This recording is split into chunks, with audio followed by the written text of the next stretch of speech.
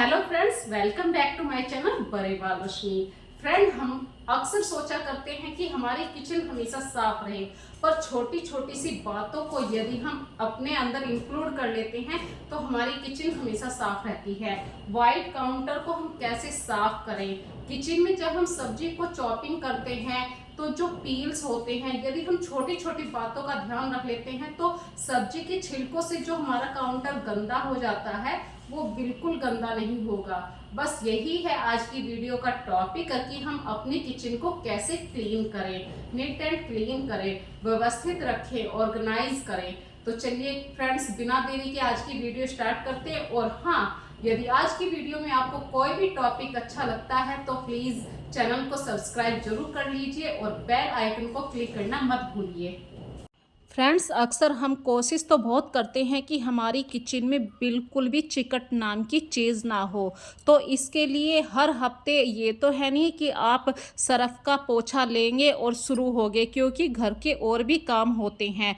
पर आज मैं एक ऐसा इफ़ेक्टिव हैक आप लोगों के साथ शेयर करना चाह रही हूँ जो कम से कम आपको बहुत ही कम मेहनत करने देगा और आराम से आपकी किचन में जो चिकट जमा हो जाती है वो ख़त्म हो जाएगी। यहाँ पे मैं थिनर का यूज़ कर रही हूँ। थिनर मतलब जो पेंट में हम थोड़ा सा तारपीन का ऑयल डालते हैं, उसको आप एक बेकार कपड़े पे डाल लीजिए, थोड़ा सा, बस एक कैप मतलब एक ढक्कन, और उससे आप अपने वुडन सरफेस को जहाँ पर भी आपको लगे कि यहाँ पे चिकट आ सकती है, वहाँ पे उस कपड़े को अच्छी तरीके से 2-3 बार रगड़ दीजिए, चाहे वो बिजली का स्विच बोर्ड हो या हमारी कटलरी वाला होल्डर हो। जहाँ पर हम रोज़ सरफ का, साबुन का कपड़ा नहीं लगा सकते, वहाँ इस तरीके का आप तारपीन ऑयल का कपड़ा हर जगह लगाइए। यहाँ तक कि यदि आपको ऐसा लगे कि तड़के की वजह से इस एरिए पे थोड़े से चिकट वाले निशान आ गए हैं, उस जगह पे भी इस तारपीन वाले कपड़े को, जिसका फोल्डिंग तह आपने कर रखी है, वो फोल्डिंग तह दोबारा से लगाइए और हर डिब्बे के ऊपर लगा दीजिए। आपका जो किचन है बिल्कुल चमचमा जाएगा और ना ही आपने पानी का यूज़ किया ना सरफ का यूज़ किया।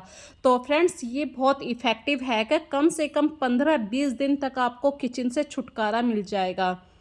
इसी तरीके से दूसरा हैक आप लोगों के साथ शेयर कर रही हूँ, जो हमारा स्पाइसेस बॉक्स होता है।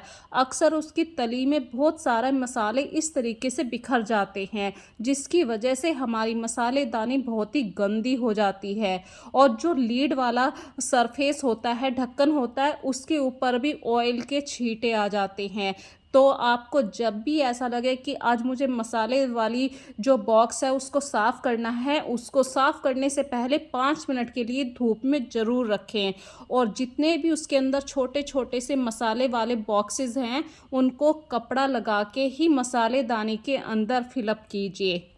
और नमक का ज़रूर ध्यान रखिए। यदि आपको लगता है कि बारिश के दिन है और नमक हमेशा थोड़ा सा गीला हो जाता है, तो आप नमक कम भरिए। और दूसरी बात, यदि आपको लगे कि नमक ज़्यादा बेकार हो गया है तो उस नमक को आप सब्जी में जल्द से जल्द यूज़ कीजिए और बिल्कुल सूखा नमक यूज़ कीजिए, नहीं तो वो दूसरे मसालों में भी नमी डाल देगा। इस तरीके से ये इफ़ेक्टिव हैक मैं आप लोगों के साथ शेयर कर रही हूँ। आप ज़रूर बताइए मुझे कमेंट सेक्शन में।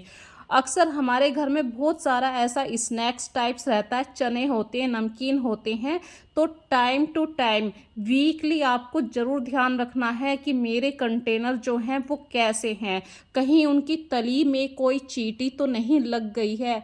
और यहाँ पे दूसरा हैक आप लोगों के साथ शेयर कर रही हूँ। अक्सर हमारे घरों में बहुत सारे डिस्पोजल ऐसे कंटेनर आ जाते हैं जिनका हम यूज़ नहीं करते। फ्रेंड्स, एक बार यूज़ करके देखिए, आपके घर में बहुत सारे ऐसे कंटेनर होते हैं जिनको आप बिल्कुल यूज़ नहीं करते। और हमारे घर में बहुत सारा खाने पीने का सामान ऐसे ही पैकेटों में रखा रहता है। पैकेटों में रखने से तो अच्छा है जो हमारे पास डिस्पोज डिब्बे होते हैं इनका यूज़ कर लिया जाए। नहीं तो आप किसी को जैसे बचा हुआ खाना देते हैं, वहाँ पर भी आप डिस्पोजल डिब्बों का यूज़ कर सकते हैं। अगला हैक आप लोगों के साथ शेयर कर रही हूँ। अक्सर महीने में हम ग्रोसरी फिलअप किया करते हैं, तो अपने ग्रोसरी फिलअप करने से पहले एक तो पहले वाली ग्रोसरी को ज़रूर चेक कर लीजिए कि हमारे पास कितनी ग्रोसरी है। और दूसरी बात, यदि आपके घर में बच्चे छोटे हैं तो उन्हें टाइम टाइम टाइम पे छोटी भूख लगा करती है, इसके लिए आप छोटे छोटे से स्नैक्स ज़रूर रख सकते हैं और उन्हें आप किसी कंटेनर में ज़रूर फिलअप करके रखिए। अदरवाइज़ बच्चे क्या काम करते हैं, पूरा पैकेट लिया और ऐसे ही काउंटर के ऊपर रख दिया और आपका ध्यान नहीं गया यदि, तो उस पैकेट के अंदर थोड़ी सी देर में ही चींटियां लग जाती हैं। इसी तरीके से फ्रेंड्स, बारिश के दिनों में यदि आपके घर में नमकीन वाला स्नैक्स है, तो बारिश के दिनों में नमकीन वाले स्नैक्स वाले पैकेट को आप डायरेक्टली ऐसे ही रख दीजिए, उसे कंटेनर में ऐसे खाली मत कीजिए। इससे आपकी नमकीन की जो कुरकुरापन है, क्रिप्सीपन है, वो बिल्कुल भी ख़त्म नहीं होगा।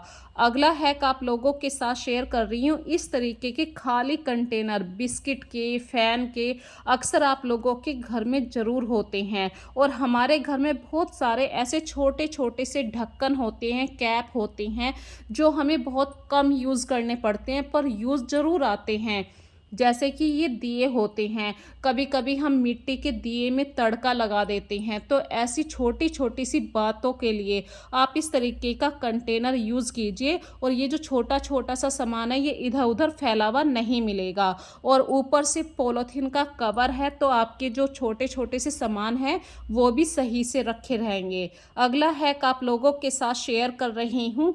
बरसात में अक्सर सूजी के अंदर कीड़े पड़ जाते हैं, नहीं तो आपने लंबे समय तक यदि सूजी का कंटेनर ओपन नहीं किया है तो भी उसमें कीड़े लग जाते हैं। तो इस बात से बचने के लिए आप सूजी को जैसे ही आप ग्रोसरी लेकर आएँ, तुरंत उसे धूप में रखें। धूप में रखने के बाद थोड़ा सा उसे 2-3 मिनट के लिए गैस पे कढ़ाई में भून लीजिए, उसके बाद ठंडा होने पर ही किसी कंटेनर में फिलअप कीजिए। इसी तरीके से अक्सर हमारे घर हर वीक पे सब्जी आती है, चाहे वो हरी मिर्ची हो या ग्रीन वेजिटेबल्स हो।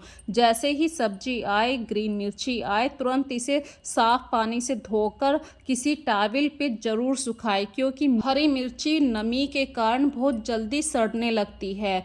यदि आप इसको ध्यान से नहीं रखेंगे तो बहुत ही जल्दी ये सड़ जाएगी, इसमें से बदबू भी आती है और बारिश के दिनों में तो बहुत ध्यान रखना पड़ता है। और जो डिस्पोजल कंटेनर की मैं बात कर रही थी, आप फ्रिज के अंदर भी डिस्पोजल कंटेनर का यूज़ कर सकते हैं हरी मिर्ची को रखने के लिए। अगली हैक आप लोगों के साथ शेयर कर रही हूँ। यहाँ पे आप लोग बहाना नहीं कर सकते हैं कि किसी को सफाई पसंद है तो उसके पास इतने एफर्ट्स नहीं हैं। भाई, जिसको सफाई पसंद है, चाहे एफर्ट्स हों या ना हो, पर वो सफाई ज़रूर करके रहता है। मेरे पास देखिए, पानी की जो बोतल होती है उसको साफ़ करने वाला ब्रश जो होता है वो मैंने नहीं परचेज़ किया है। मैं अक्सर अपने घर में जो पानी की बोतल है, एक बड़े वाला नाइफ़ है मेरे पास, जिसकी जो आगे वाली नुकीली धार है उसकी हेल्प से, मतलब जो स्क्रबर है वो अच्छी तरीके से नुकीली धार में फंस जाता है और स्क्रबर को मैं बोतल में चारों तरफ से अच्छी तरीके से वीक में एक बार ज़रूर साफ़ करती हूँ। इस तरीके से मेरे घर की चारों पानी वाली बोतल हमेशा साफ़ रहती हैं। यदि आप ध्यान नहीं देंगे तो पानी का भी मतलब नीचे तली में जम जाता है और जिसकी वजह से कुछ दिनों बाद हमारी पानी की बोतल से बदबू आने लगती है, चाहे आप पानी को गर्म करें या ठंडा पिएं। पानी की बोतल में अक्सर पानी जम ही जाता है, तो इस हैक को ज़रूर यूज़ करके देखिए। यदि आपके पास कोई ब्रश नहीं है साफ़ करने वाला, तो आपके पास जो कोई भी वुडन लकड़ी होती है, लंबी सी एक लकड़ी ले सकते हैं, चाकू ले सकते हैं, किसी भी नुकीली चीज़ की हेल्प से स्क्रबर को बोतल के अंदर डालिए और अपनी बोतल को साफ़ कीजिए। यहाँ पे मैं इसलिए इस हैक को बता रही हूँ क्योंकि बहाना अच्छी बात नहीं है। बहानों की वजह से आप सफाई नहीं करें, ये अच्छी बात नहीं है। अगला हैक आप लोगों के साथ शेयर कर रही हूँ। अक्सर हम चॉपिंग बोर्ड को यूज़ करते हैं, पर उसे साफ़ करने के लिए क्या यूज़ करते हैं, इस पर कभी भी आप सरफ से साफ़ मत कीजिए चॉपिंग बोर्ड को।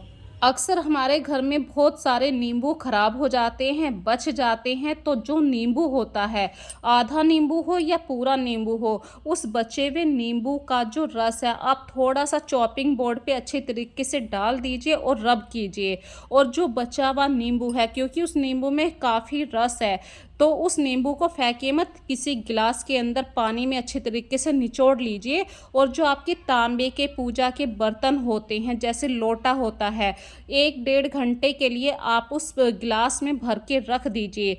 एक आधे नींबू से आपका देखिए चॉपिंग बोर्ड भी साफ़ हो गया है और आपका पीतल का बर्तन भी चमचमा जाएगा। मैं भी उस क्लिप को आगे दिखाऊंगी। इसी तरीके से फ्रेंड्स, सीखना हमारी हैबिट है और हमें हमेशा नई नई चीज़ों को ज़रूर सीखना चाहिए। और देखिए, यदि हम चॉपिंग बोर्ड का यूज़ करेंगे तो हम एक ना एक दिन अच्छी तरीके से वेजिटेबल्स को चॉप करना सीख जाएंगे।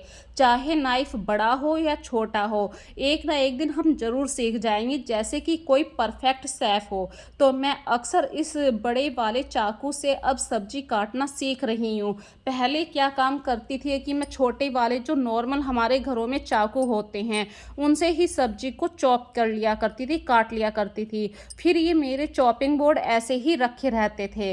अगला है कि यहाँ पे बता रही हूँ, जब भी आप सब्जी छीलें या तो किसी प्लेट का यूज़ करें जिसमें हम छिलके रख सकें, या फिर एक प्लास्टिक का बेकार सा डिब्बा रख लीजिए और उसके अंदर आज जब आप छिलकों को डालेंगे तो आपका काउंटर कभी गंदा नहीं होगा। इसी तरीके से कुछ गैजेट्स हमारी किचन में ज़रूर होने चाहिए, जिनकी वजह से हमारा जो किचन का काम है वो जल्दबाजी में जल्दी से हो जाए।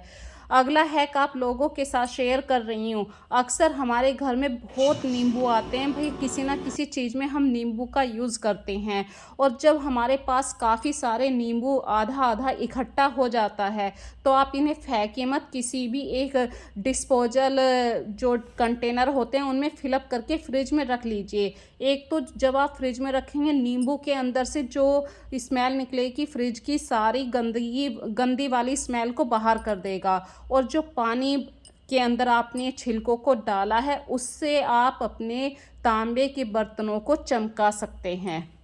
और ये वाला हैक बहुत ही इफ़ेक्टिव है। ना तो यहाँ पे मैंने पीतल के बर्तनों को साफ़ करने के लिए पीताम्बरी का यूज़ किया है। आप प्लीज़ फ्रेंड एक बार इस वाले हैक को ज़रूर यूज़ करके देखना। यदि आपके घर में 3-4 दिन के नींबू इकट्ठे हो गए हैं तो उन नींबू के छिलकों को किसी बड़े कंटेनर में फिलअप कीजिए और गिलास डाल दीजिए, कोई भी तांबे का, बिना रगड़े आपका गिलास साफ़ हो जाएगा।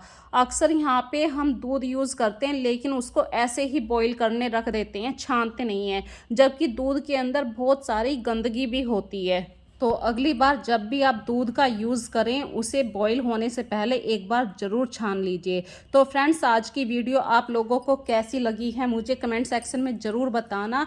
कुछ हैबिट्स को यदि हम अपने अंदर इंक्लूड कर लेते हैं तो हमारी किचन बिल्कुल साफ़ रहने लगती है। ऐसी ही नई आदतों को मैं अगली बार आप लोगों के साथ ज़रूर शेयर करूँगी। फिर मिलेंगे एक नई वीडियो में नए कॉन्सेप्ट के साथ। तब तक के लिए फ्रेंड्स अपना ध्यान रखिए। So take care friends, bye bye.